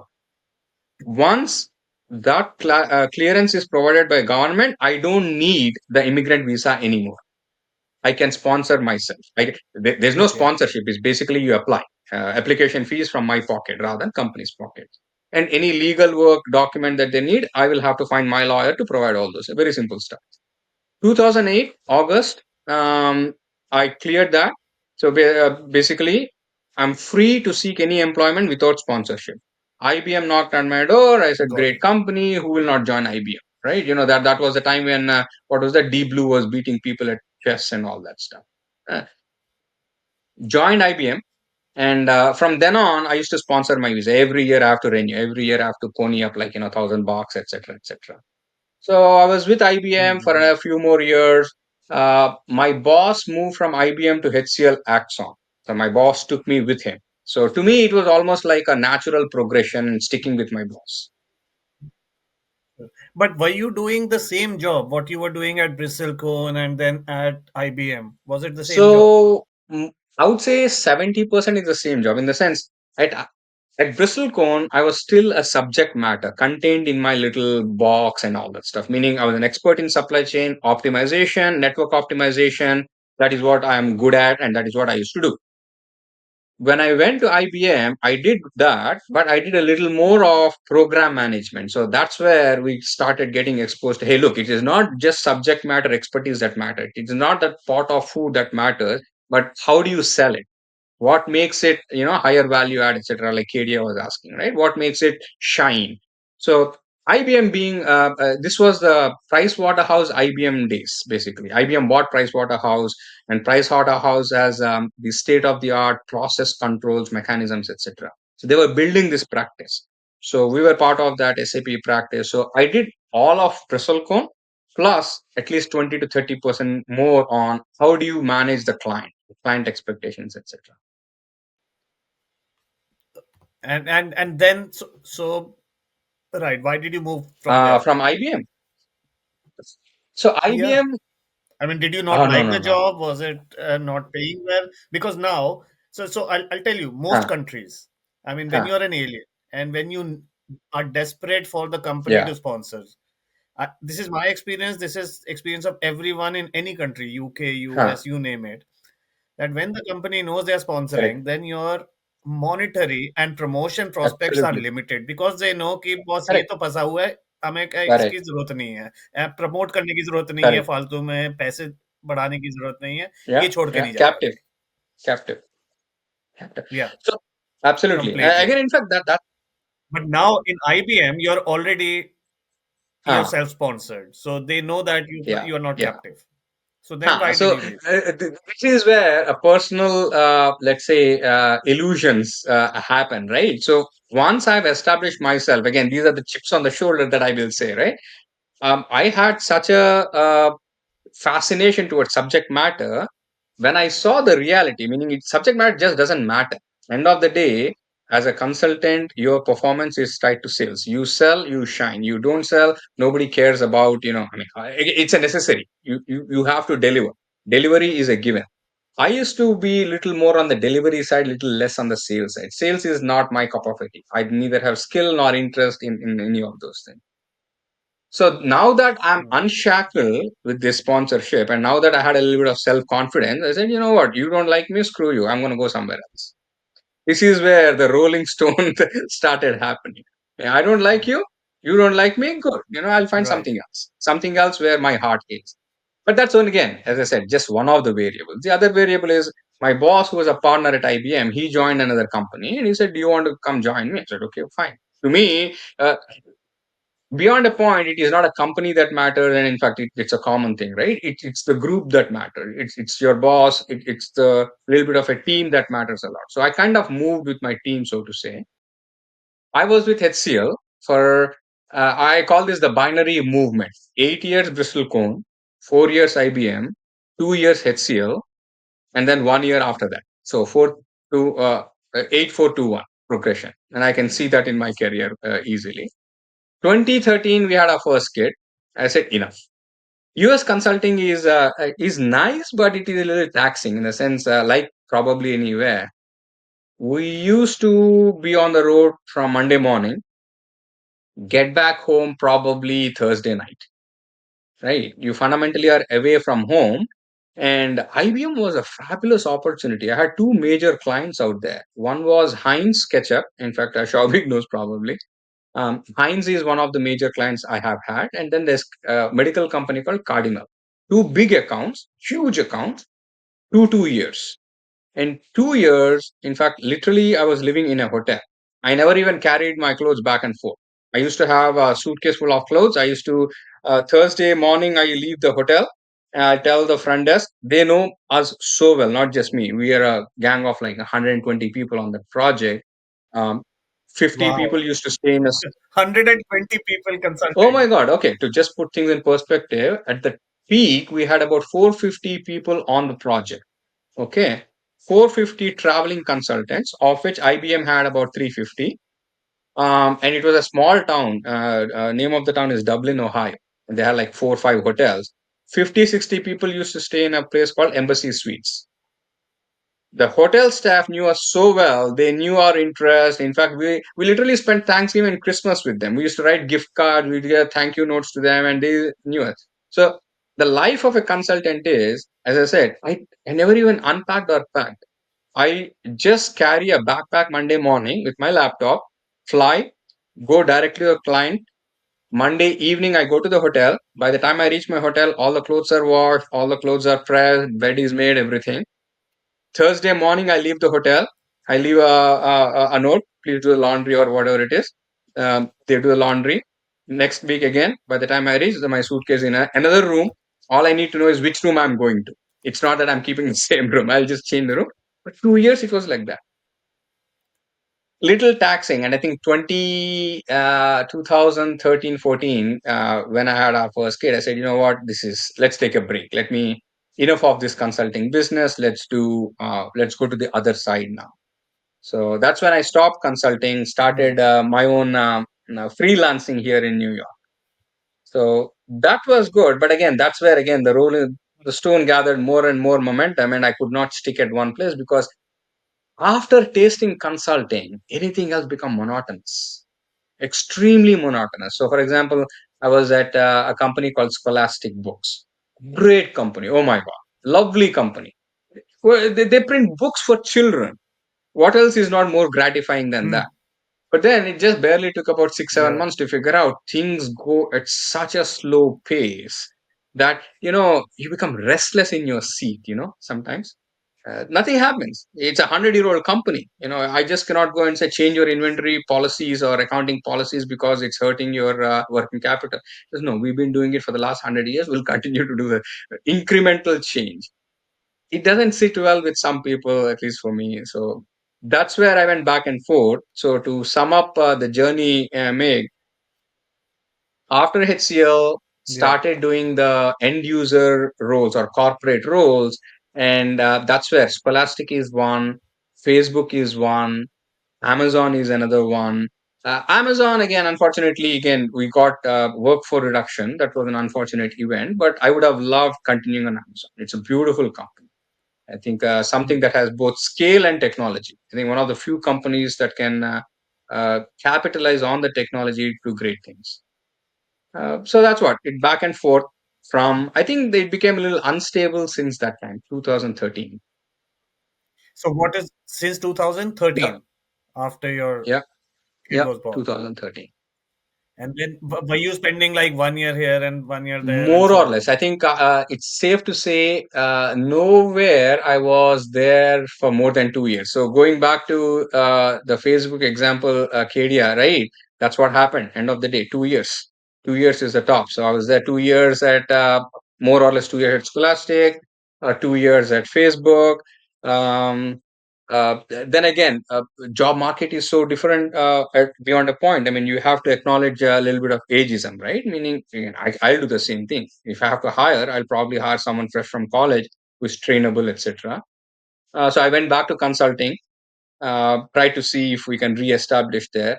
But then again, came back to from consulting to mainstream. Here is where I am.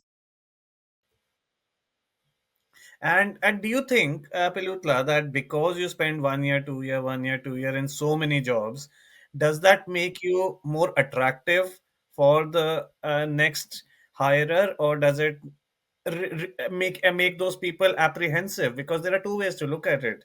कि boss ये बंदा तो टिकने ही नहीं वाला है, ये 1 साल काम करेगा, आप सीवी देखकर करते हो. Sometimes I think that when I'm hiring, sometimes I think, oh, he's got like he's worked in so many places, तो बहुत quickly सीख जाएगा. 80, 8 in 10 cases, I would be seen as a factor, risk factor, right? 20% of the cases I'll be seen as an asset. And I'll tell you where. When a hiring becomes transactional in nature, I'm considered a flight risk because you have a JD, you have a plan, and you want someone to stay, perform, and grow. Correct. That becomes a risk when they see this kind of a pattern of movement. But I have had some conversations with folks where they're establishing a practice, so to say. They think this is a good experience because I have had my hand in multiple pieces of pie. But as I said, given what at least I have seen is combined with AI, how it kind of making the old world jobs redundant and the transactional nature of hiring. I am rather considered a little bit of I have to put my case rather strongly to get any movement. Right. And do you think now we are just trying to triangulate what we were discussing on the AI part and your career history. Now, if we join these two up, which brings us to our key topic, which I was about to ask, is what next for you? How do you get your self-learning about AI, about Python, and whatever Ah, you're doing, your recent experience of spending 1 to 2 years across a multiple sectors and projects and industries? So what next? What does the next 10 years hold for you? Do you have a career goal in mind, or are you just going to roll without gathering moss? um, I would break it into two parts, meaning one planned part, one non-planned part. Not unplanned, but non-planned, whatever it is, correct? So the planned part is fundamentally, I think the writing is very, very clear, meaning bloody got to know what AI means. Even at this point, I still don't have a full grasp, at least as it relates to, let's say, supply chain. I got to get to the bottom of it, meaning uh, uh, really have to understand what the impact of AI can have supply chain. It's easy to say, yeah, it is going to disrupt everything. There are some use cases, but those are again still bits and pieces. There is no cohesive canvas out there. So for that, I need to know a little more about AI than what I know today. To that end, I have to again to start with simply this is what I want to do. Take some courses. If in fact one of my dreams is to probably go back to college and then study a year and a half course if I can. If financially I'm able to do that, that's what I want to do. In fact, I've been looking at, but the sad part, Miglani, is opportunity cost. I think it's very, very tough to break that, let's say, jinx, right? I go to college. Fortunately, I don't have source of income now, so that is good. So it is only self-funded, but still, it is a 1.5 years worth of investment, so to say. So that's one part. Sans that, I can still do. This is my dream. I always keep doing thinking about micro masters. That is what I'm planning to do right now. Pick up a nice good university. What is that? What is a So MicroMasters? thanks to me being here in New York, right? I'm closely following these colleges: MIT, Harvard, Columbia, all these colleges. There is this company called edX, which is MOOC, right? Massive open online open curriculum, etc. Through MOOCs, edX is organizing these, which are called the micro masters. So like for example, from MIT, I got a micro masters in supply chain analytics. It's a 3 month course. It's a lovely course. It's beautiful.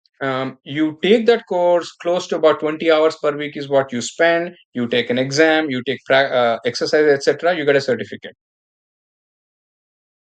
which can be part of your actual masters. So if I do five these micro master courses, I can get masters in supply chain from MIT. A credible, legitimate, more than branding to me, it is getting back to what I knew 25 years ago and then looking at the relevance of it. And in the process, I can learn AI. Same thing for AI. My if again going back to optionalities, if I can, that's what I want to do. Get a certificate in AI, not just a certificate for my LinkedIn profile, but at least understand what it actually means. Right. That's the planned part. The unplanned part is again there are so many passions, there are so many things, and I'm not growing younger by the day. And where that's where I'll probably land up doing what I really want to do. Maybe for example, I love making my own beer. One point in time, I was actually considering going to Belgium and getting a master's in Zymergy, and become a brewmaster. Uh, Something that is a little less commercial, little more satisfying, so to say. But am I there or are we there? I don't know. Maybe I'll get there. One point in time, I was looking at local microbreweries to buy, and then with my supply chain knowledge and passion for beer, why don't we just run a simple microbrewery? Make some beer and sell some money, or send some beer and make some money. That would be ideal, actually, if I can. Yes. Well, that would be good. That would be, I would, if you do take up that course, at least share your notes with us. Well, more than notes. You'll probably see a small still in a nice place in Europe. Hmm.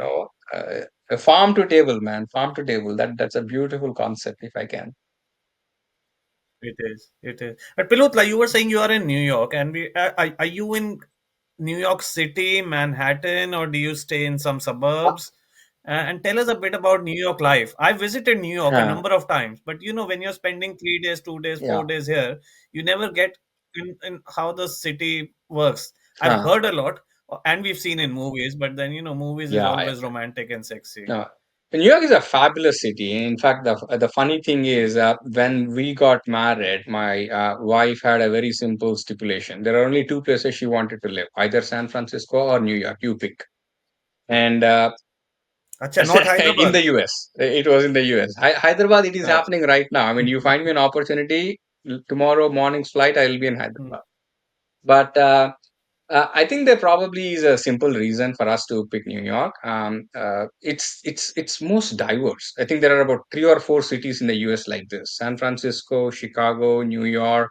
What else? Not even Atlanta that much, which is so diverse that we literally feel at home. To me, Hyderabad is no different than New York or Bombay, if you want to be a little more apples to apples comparison. Same level of noise. You have $100, it will go a long way. If you have $1 million, it will go a long way. You got optionalities. You can live at any budget. In fact, it's not expensive. Contrary to what people think, it's definitely not expensive living in New York. You just need to figure out how and what. To where do we live? I live in Manhattan. Again, it's absolute serendipity. 2010 or so, market was so bad. The rent was same as the mortgage. We said, why don't we buy a house? So we were able to buy a house in Manhattan. We're in the Harlem area, which is the northwest corner of Central Park. In fact, outside my window, I'll see Columbia. So Columbia is to my west, and north is where suburbs and all that stuff happens. Been here since 2010. So this house is 15 years, but in New York, overall 17 years.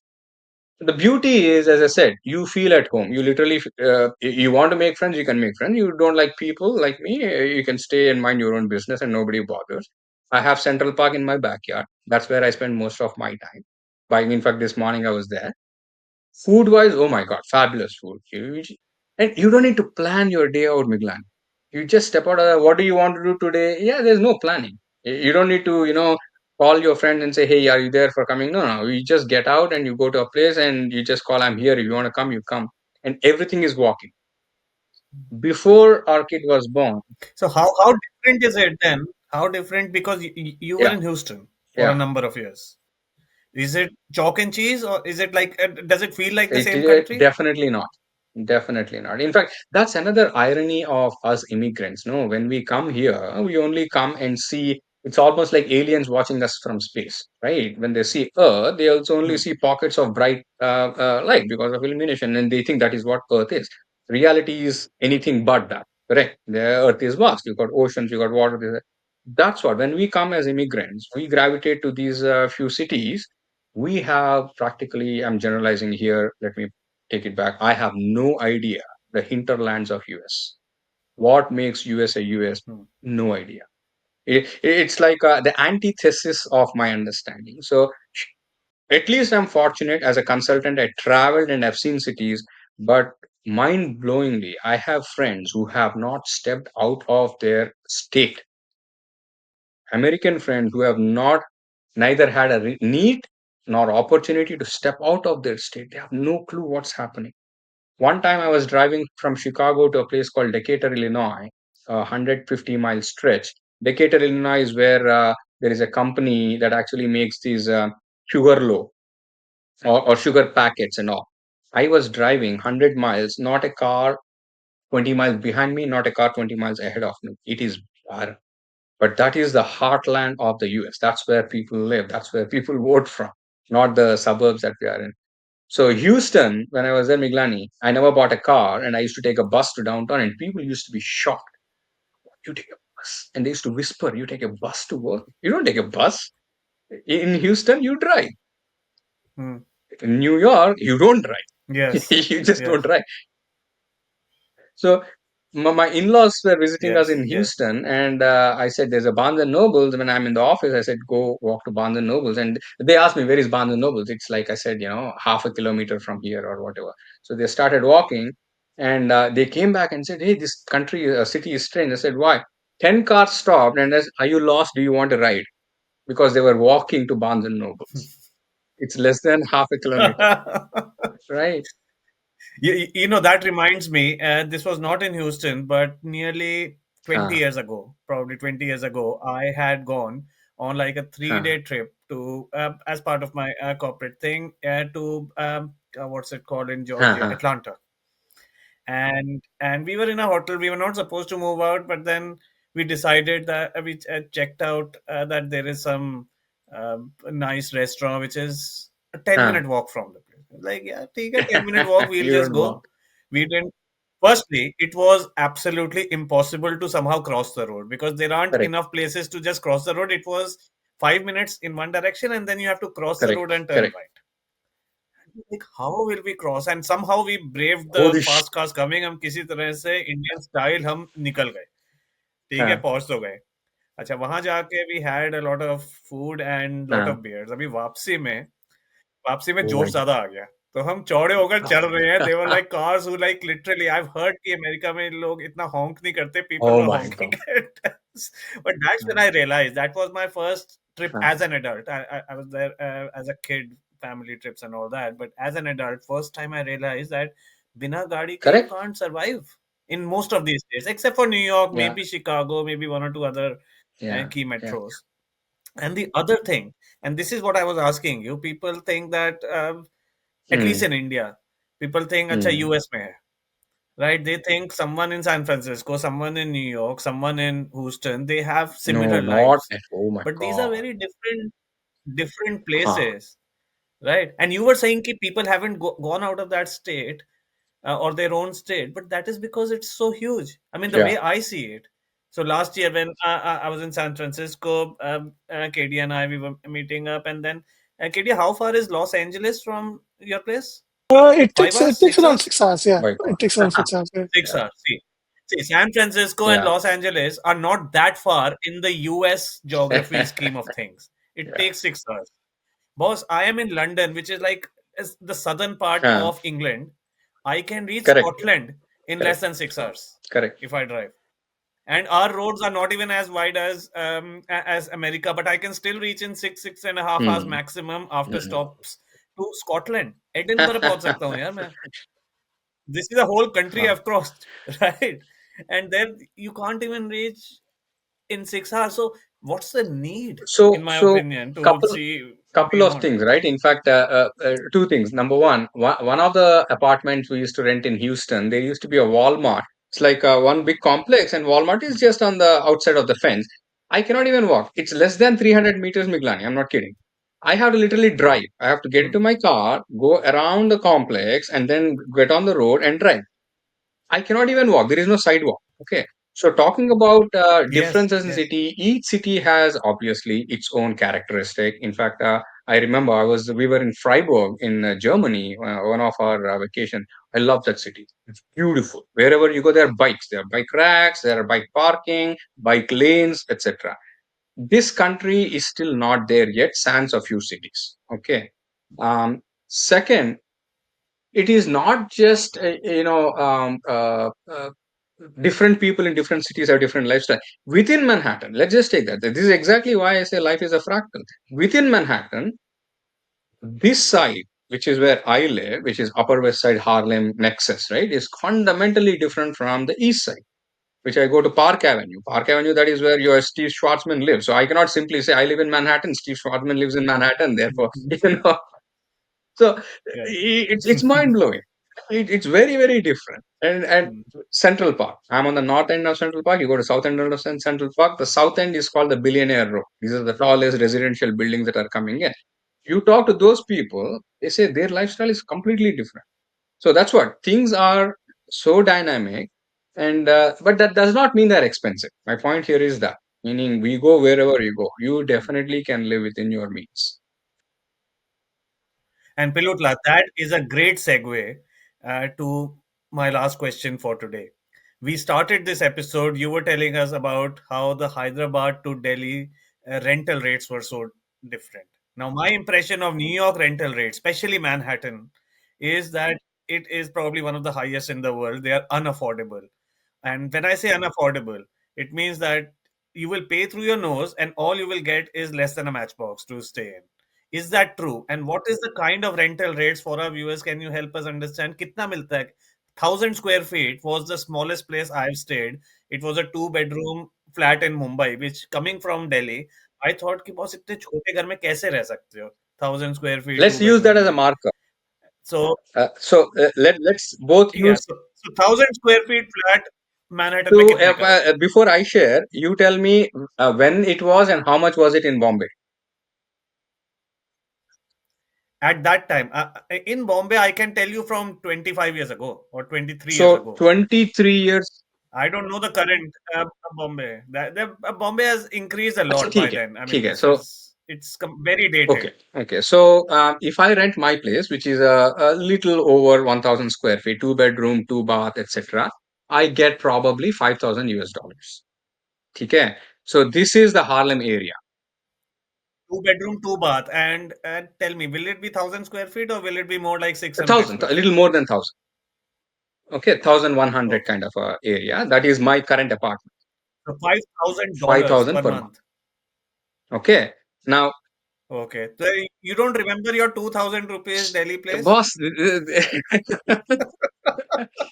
given a choice, I would probably go back to Munirka and live there right now. But but the same Okay, thing. I mean, 5,000, is that par for the market or you were saying upper east, lower east? Kuch hai? this is, I will call it the median rate. Okay, not the average, but the median for Okay, New York is 5,000. But if you just cross the street and go to Columbia, right, the same house will be 7,000. I am not kidding. is it? 7,000. Wow. Same house. Okay, so this is a gentrified neighborhood. So we still are, you can call it, we are getting a discount or they are getting a premium. But the point is, there is an arbitrage opportunity right here. Okay, you got to pick and choose. Second, like, And this is all up north, in the north part of correct, Manhattan. correct. नीचे अगर आओ, if you start coming back middle, Huh. park के नीचे भी और आ जाओ, फिर So कितना है Manhattan is very simple. for the No, there same? is Central Park which is dividing the north and south. Correct. So Pura South is Midtown and downtown. Downtown jayega, you still can get. The point here is this, Miglani.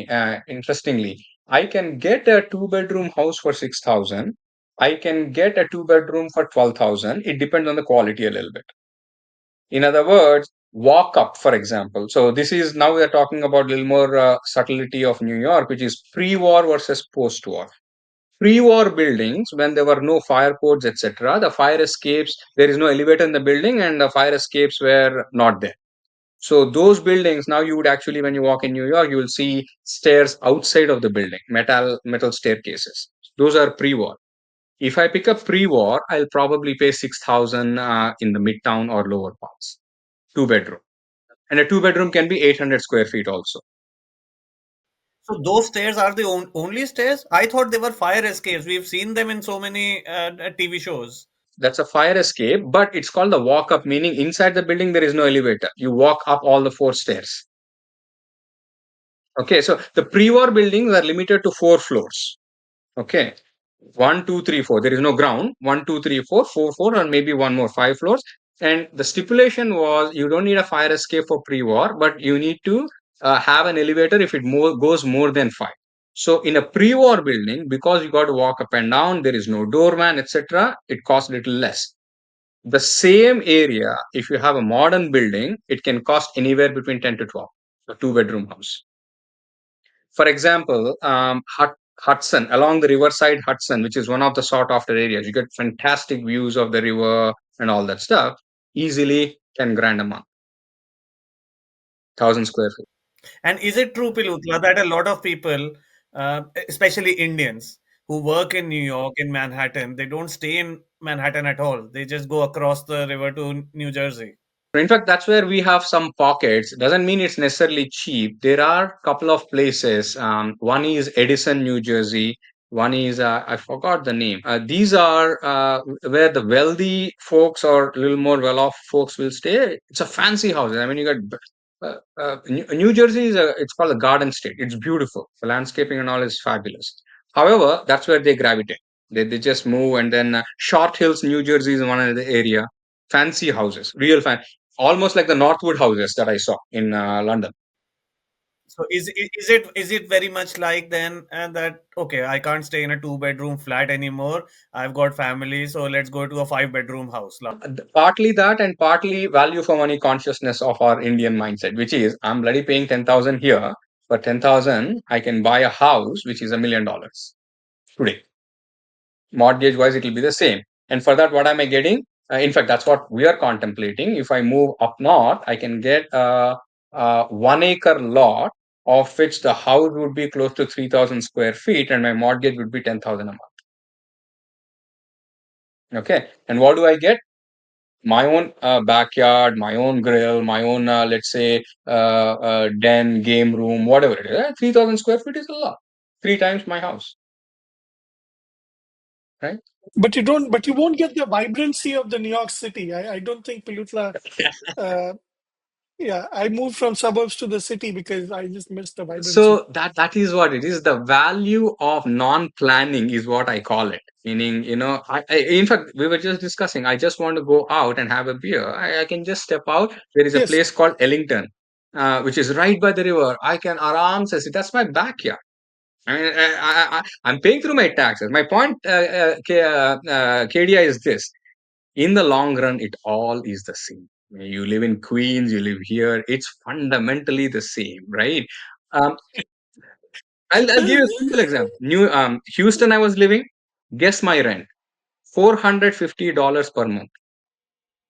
Okay, today the same house probably is $1,000, no more, and I don't pay state income tax. Okay, and my cost of living, food, everything is pretty low. 8 years I was there, and I'm here in New York, and people laugh. And what makes you live in Manhattan, etc. Life is it evens out. Whatever I save there, I pay through my nose out here. But now I've got Central Park in my backyard. I want to go for a run. Who can run in Central Park? I mean, how often I can run, I can bike, I can do whatever. It's 850 acres of land right under my nose. How much can I buy with my money, right? So it all works out to be just the same. I can go to a Michelin star restaurant or I can just go to a hole in a wall. It's just your choice. so with that great thought that it all works out to be the same. We could have stayed in Correct. India. We could have gone to IIM, not gone to IIM. Life works out I the could have same. stayed in It's about the Infosys. happiness in your. I could have stayed in Yes, Infosys. yes, I touch my nose like this. Still, I am touching yes. my nose. You could have been in Alstom. Yeah, you could not have gone to engineering. Even then, the happiness in life is literally That in is your true. heart. Eating It does. samosas in It Nehru doesn't Place. come. Yeah. Yeah. Yes, it just sits in your heart. Correct. And even before that, you could have eaten your biryani in Hyderabad. You could have never Exactly. gone out of Hyderabad and still have had more happiness in your heart. So it all works out the same. I think that's a very great thing you pointed out. So with that thought mix, let's bring this to an end, Pilutla. And thank you so much for coming on the show, being so frank, sharing so many stories. And we like to say, think that these stories will last even 1,000 years from now. Hopefully. So in some way, we are digitalizing our history together. So thank you once again, Yeah, Pilutla. absolutely. My pleasure. Thank you, Pelutla, and thank you for being here. Thank you for being candid.